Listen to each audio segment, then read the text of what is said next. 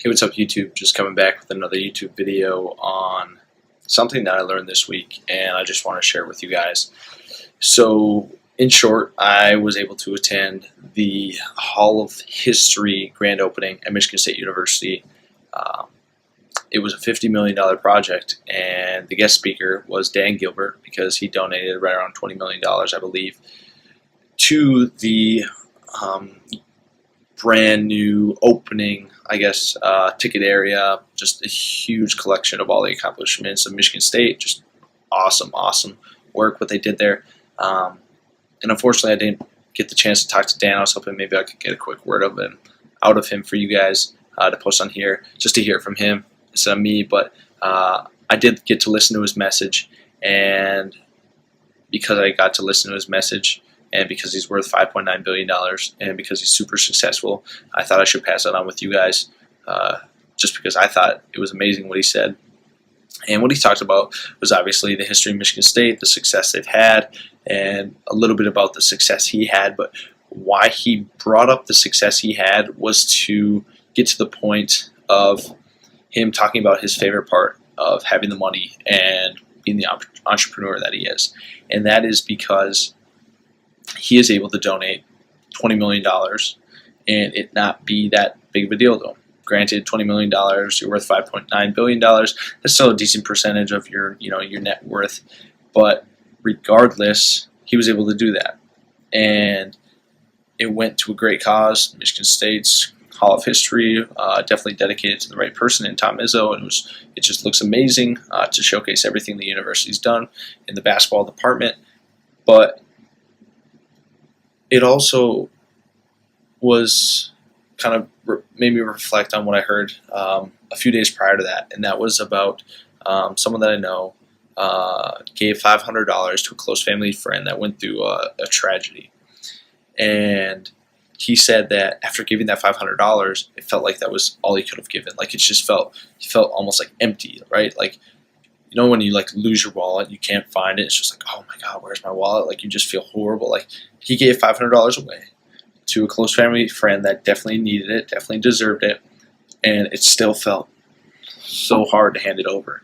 And that scared me, honestly. I gave $10 the other day to a guy picking up cans and $5 the other day to a guy getting off a bus that needed money. And I'm not saying that to brag, but after I gave that amount of money, it was like I really wanted to give them more, but I couldn't afford it.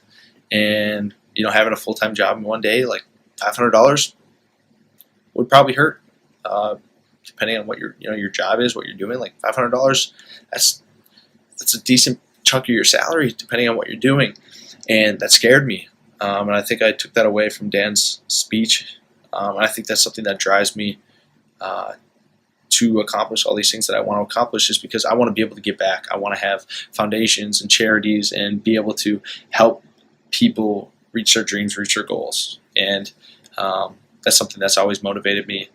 It's kind of quirky, but I'm a huge fan of America's Got Talent. I love to go on and check out a couple videos on the latest, just stars and success stories. And I especially love, young people that are succeeding. And I think it's because they're so naive and full of energy and full of joy that they don't let outside forces or outside voices affect what they want to do.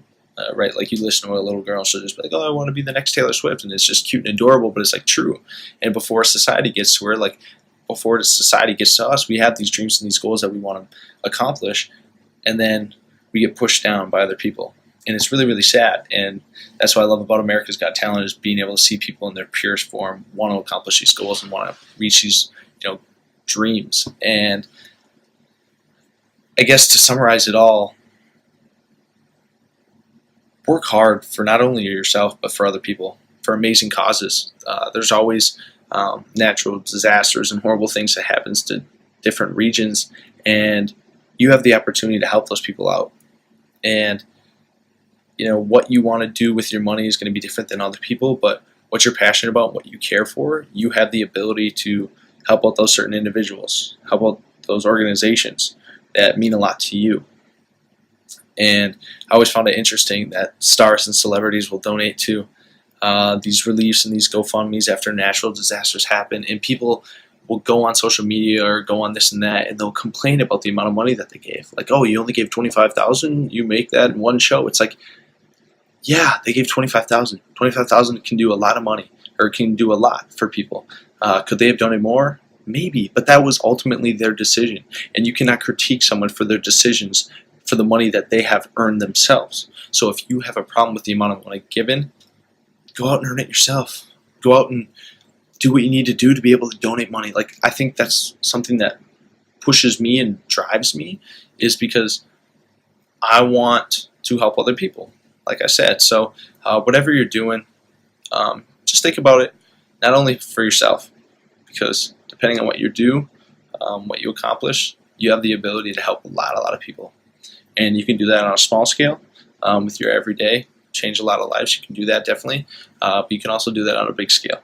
So just keep that in the back of your mind, whatever you're doing, whatever you're working on. Think about the other people that you can affect by doing, accomplishing what you're trying to accomplish. Maybe that'll get you to stay up that extra hour, that extra half hour working on what you're working on every single night. That's what keeps me up late at night. It's currently 1:45 in the morning, close to 2 now, and I'm still up working. I got big fish to fry, big things to do. So hope you guys enjoyed what I had to share with you guys. Ultimately, is from Dan Gilbert. So if you get a chance to meet him, definitely listen. Definitely listen. So have a good night, guys.